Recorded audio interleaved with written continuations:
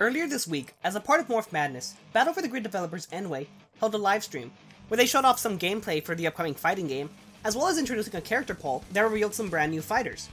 While I have been interested in Battle for the Grid since it was first announced, I wanted to wait until there was just a bit more information to talk about it. Seeing the first proper look at the gameplay, the game looks like a lot of fun for its small budget, and I can't wait to play it.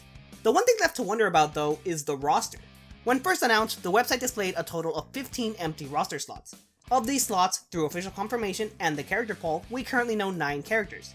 These are Mighty Morphin Red Ranger, Super Megaforce Yellow Ranger, Mighty Morphin Green Ranger, Lord Draken, Ranger Slayer, Goldar, Mastodon Sentry, Magna Defender, and Cat Ranger. Now that we know a bit more about the gameplay, as well as the current roster selection, let's see if we can predict what the remaining 6 characters could be. I'm going to be referencing Marvel vs. Capcom and Dragon Ball FighterZ a few times throughout this video, as the gameplay in those games does kind of match up a bit with the general gameplay seen in this game. I'll also be referring often to the Power Rangers Legacy Wars mobile game. All of the characters currently on the roster are in that game.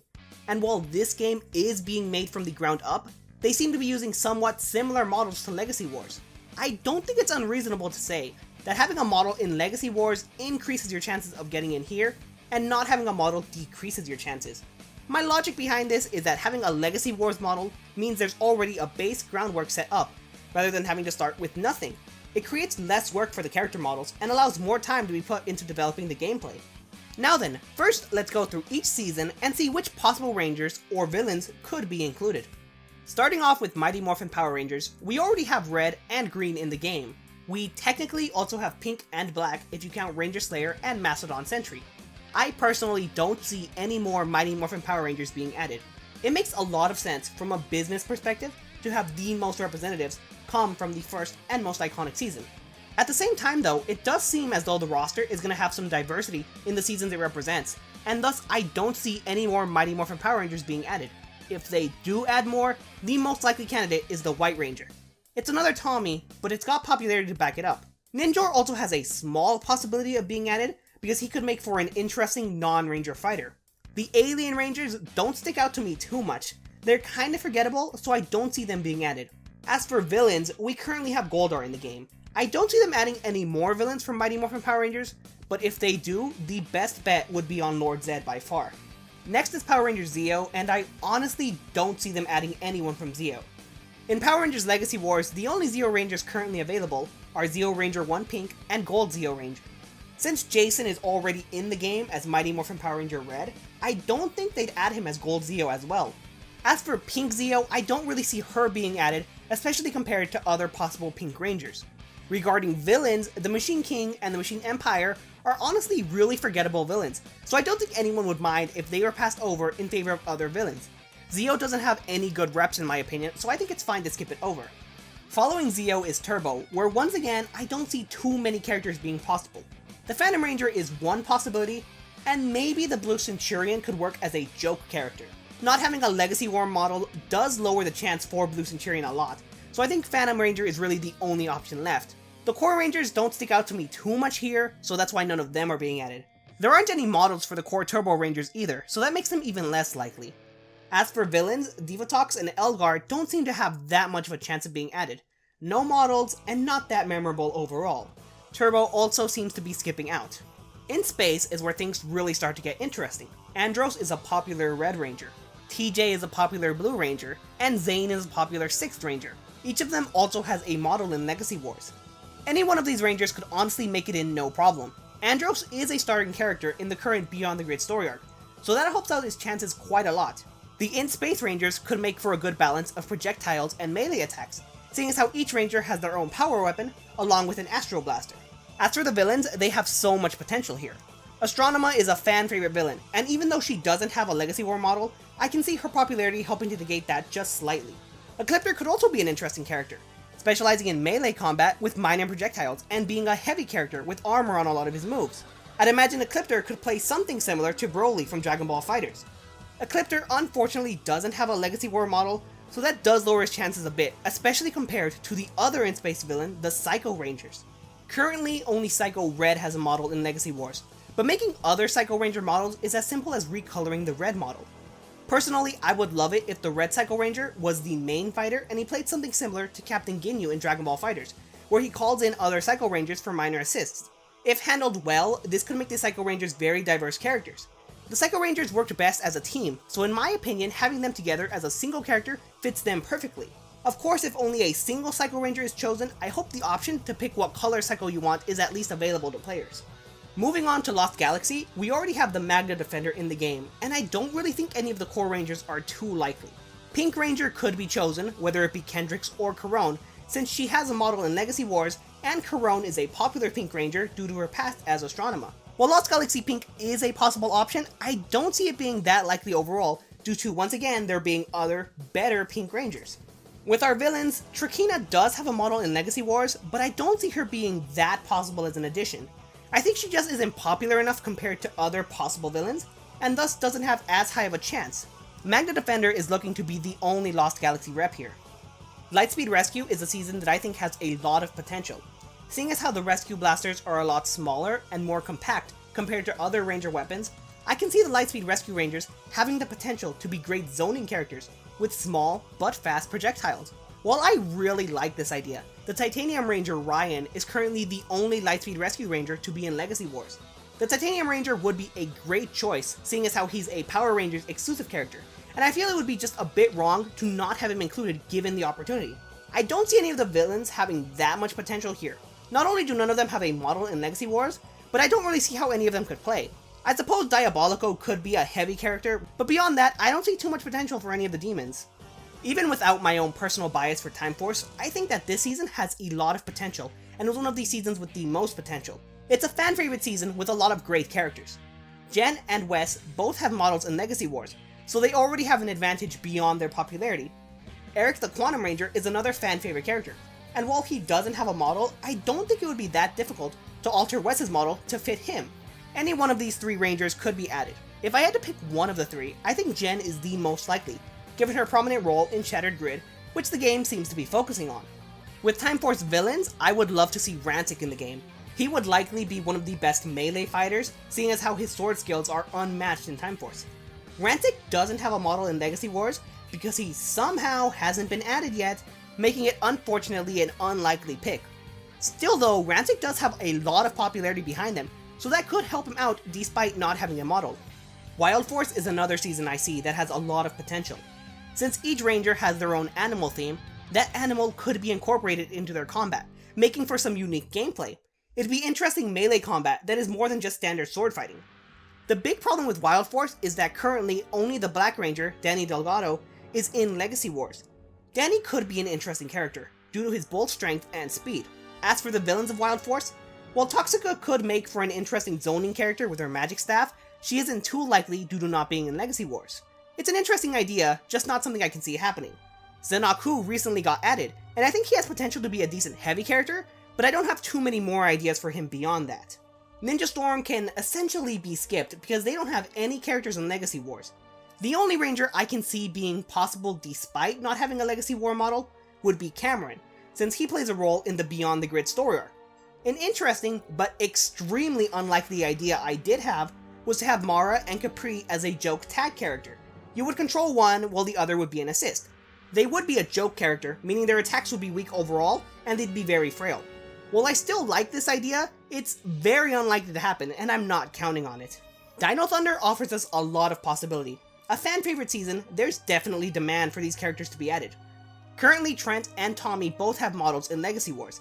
I think either one of them has a good chance of getting in, seeing as how Trent is a popular 6th Ranger, and Tommy... well, he's Tommy.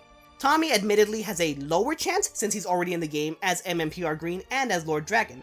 Then again, Dragon Ball FighterZ did give us 3 different Gokus in the base game, and they added even more Gokus as DLC, so it's not completely impossible for Battle to the Grid to have multiple Tommies. I really hope they don't do that. Villain-wise, Mesogog is a somewhat likely pick. He has a Legacy Wars model, and he is a fan favorite villain. If Mesogog were chosen, I would personally love it if one of his super moves let him transform into his powered up version from the finale of Dino Thunder, something similar to how Frieza can transform into Golden Frieza in Dragon Ball FighterZ. Power Rangers SPD is a season that once again offers us a lot to work with in my opinion. Cat Ranger is already in the game, and she's perhaps the most surprising addition we have so far. While any of the core 5 Rangers could be cool characters, none of them have Legacy Wars models, so that is a little disappointing. The character who does have a model and is an interesting character is Shadow Ranger. Commander Anubis Doggy Kruger is a great ranger who has a lot of potential as a playable character. The first thing that comes to mind is his sword skills and his Shadow Saber. I think there's so much that could be done with his Shadow Saber to help him stand apart from the other characters who mainly use swords over blasters. Omega Ranger could also be an interesting addition. Since he can speed up his movement as shown when he caught the bullets in his first appearance, I would imagine him playing something sort of like Hit from Dragon Ball FighterZ. Without a model, Omega is a lot less likely, but Cat and a potential Shadow more than make up for it. Grum is the only villain that has any real potential as a character, but there's not too much I can see being done with him, and he doesn't have a Legacy War model either. One idea that I did really like was having A-Squad as characters. Similar to my idea for the Psycho Rangers, they would play as a single character with the red in front, calling in others as assists. A-Squad might not have models, but seeing as how they're just painted in space helmets and suits, I think altering the in-space model shouldn't be that hard to create A-Squad models. Very unlikely, but an idea I would love to see being possible. Continuing the trend of seasons with great potential, we have Mystic Force. Each ranger has their own unique weapon, and that's combined with their own magical element. It makes for a lot of possibilities in my opinion. It's really disappointing that none of the core rangers have a Legacy Wars model, because any one of them could fit in nicely. Daggeron could be a great zoning character with the use of Genji's lamp, but he doesn't have a model either. The two characters who do have models are Udana, the White Mystic Ranger, and Korag, the Nightwolf. I don't have that many ideas for Udana for how she could stand out as a character, but I think her Snow Staff could make for some interesting ideas. Perhaps she can momentarily freeze the opponent. That could be useful for setting up some nice combos and be helpful as an assist. As for Korag, I think he'd be an amazing rushdown character, being able to apply a variety of pressure using either his magic or his sword skills. The fact that Legacy Wars has a model for Korag, along with a model for Lianbo, makes his addition even more likely, because that's an easy and ready to go skin for him. I think Necrolai would be an interesting possibility, and I imagine she would play something similar to Morgan in Darkstalkers or Marvel vs. Capcom. Power Rangers seems to love Necrolai, seeing as how her suit was reused so much in the Neo Saban era. Then again, she doesn't have a Legacy Wars model, so she isn't too likely overall. Operation Overdrive can be skipped over entirely. They don't have any characters in Legacy War, they aren't fan favorite season, there's no demand for them. While I do see some potential for the Overdrive Rangers, there's just no reason to really put them in. The villains likewise are forgettable, and nothing is missed out by not having them in. Overdrive is skipped entirely. Jungle Fury, similar to Wild Force, is a season I can see having a lot of potential if they make good use of the animal spirits in their combat. Currently, RJ is the only ranger to have a model in Legacy Wars.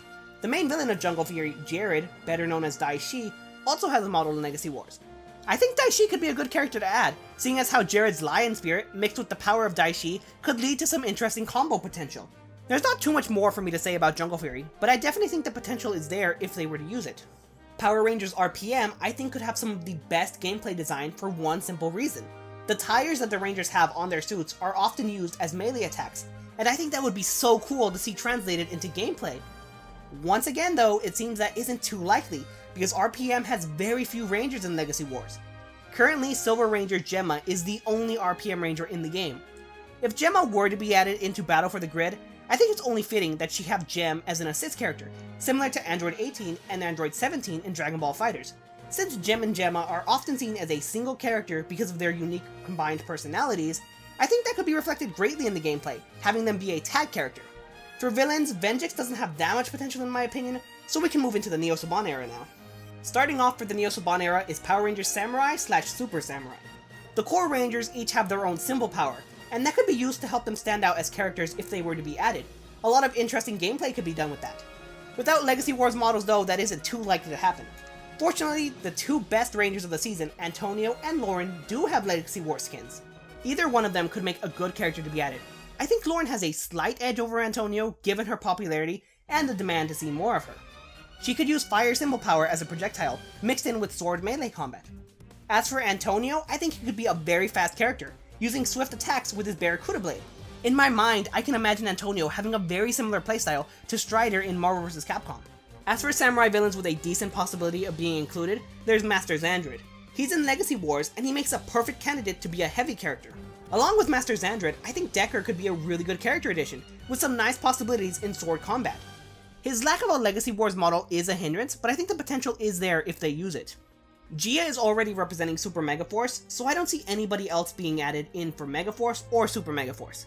The only character who kind of has some potential could be Robo Knight, seeing as how he has a Legacy Wars model, and he could be an interesting zoning character. Aside from Robo Knight, I don't see any of the other core rangers or any of the villains making it into the game. Dino Charge and Dino Supercharge is a very ranger heavy season, giving us 10 different rangers. Of those 10 rangers, currently Koda and Kendall are the only ones to have models in Legacy Wars. Either one of them have a somewhat good chance of getting in. Kendall, I think, has a bit of an advantage compared to Koda, since she's a purple ranger and a female. Both of these have less to pick from compared to Koda, who is another blue ranger, that have a lot of possibilities. The other 8 rangers have a less likely chance without Legacy Wars models, but they are also popular, so it isn't entirely impossible. When it comes to villains, Dino Charge has so much to offer. Sledge is a strong choice to be a heavy projectile character. Heckle and Snide is also a very likely pick. Originally, I had imagined Heckle and Snide to be a single character, with the option to change between the two characters. Heckle would be a frail projectile-based character, while Snide would be stronger and focused on melee combat. The player would either have the option to change between Heckle and Snide, or there would be a meter to change between them over time. While I still really like this idea, and it would make for one of the most unique characters, I just don't see them doing this. I don't see them going in this direction. If Heckle does get into the game, I see them having him as Dark Ranger. This is the identity he currently uses in the Beyond the Grid comic, and he has a pretty substantial role in said comic. Whether it be Heckle as Dark Ranger or Heckle and Snide as a transformation character, I think overall Heckle has a good possibility of being added. Finally, we have Ninja Steel and Super Ninja Steel. Of these, there isn't too much to talk about. Preston is currently the only Ninja Steel Ranger to have a model in Legacy Wars. None of the other Rangers offer too much in my opinion that sets them apart from the other characters, so they're kind of excluded.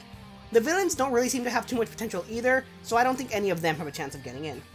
Now that we've gone through each season of Power Rangers individually, here are all of the characters that I think have an above average chance of being included in the final roster. Tommy, Mighty Morphin Power Ranger White, Lord Zed, Andros, TJ, Zane, Psycho Rangers, Ryan, Wes, Jen, Eric, Trent, Commander Kruger, Udana, Korag, Gem and Gemma, Antonio, Lauren, Robo Knight, Sledge, Kendall, Heckle, and Preston. That's still a total of 22 characters, and we only have 6 slots left in the roster. So of these 22, who do I think will be the 6th chosen? I think my first pick would have to go to Jen. She's a popular female character, and has a lot of prominence in Shattered Grid. The game seems to be somewhat adapting Shattered Grid, so including Jen makes a lot of sense given her role in that story. Jen also has a somewhat major role in Power Rangers Hyperforce, and she has her own minifig in the Protectors of the Grid board game. It's clear Jen not only has popularity, but also relevance to make her an extremely obvious pick. My second pick goes to Lauren Shiba. Lauren is another major character in Shattered Grid, and she was also the final stretch goal to be added in the Protectors of the Grid board game. Beyond that, Lauren is a popular character that fans want to see more of. Being the first female Red Ranger, she has a lot of acclaim, and I think adding her just makes a lot of sense. Pick number 3 goes to Heckle. Heckle as the Dark Ranger currently plays a major part in Beyond the Grid. Heckle also has quite a lot of fan demand, seeing as how he never became the Dark Ranger in Dino Charge itself. I think for these reasons, it just makes some sense to include him in the base roster. The 4th pick was a lot more tricky to think of, but I think Preston is very likely. There isn't a Blue Ranger representative so far, and I don't see them skipping Blue Ranger. Blue is such an integral color that skipping it just isn't an option. Of all the possible Blue Rangers, I think Preston has the most possibility, because he's the most recent Blue Ranger, and he also stands out due to his magic. Combining magic in his attacks would make for some very interesting gameplay compared to the other Blue Rangers. I also think Preston is pretty likely due to the heavy involvement that his actor Peter Sodarso has in Power Rangers. Peter is a major fan of Power Rangers, and is involved in several of their projects, such as Hyperforce and promotional videos for Protectors of the Grid. Gia was most likely added due to how involved her actress is in the Power Rangers franchise, so I don't think it's too unlikely to have Preston added, seeing as how involved Peter is. For my 5th pick, I really wanted to go with a villain character. Villains were said to be in the roster, and we don't have too many of them aside from Goldar and Lord Draken. For the villain pick, it ultimately came down to Lord Zed, Sledge, or the Psycho Rangers. Between these 3, I'm going to have to go with the Psycho Rangers. While Lord Zed is an iconic and popular villain, I just don't see any more MMPR additions when they already make up the majority of the roster. Sledge may be a recent villain, but if they do add Heckle, I don't see them adding 2 reps from Dino Charge. The Psycho Rangers are popular villains, and they also have a minor role in Shattered Grid. I think for villains, they're just the most likely to be added, and they seem to make the most sense out of our possible options.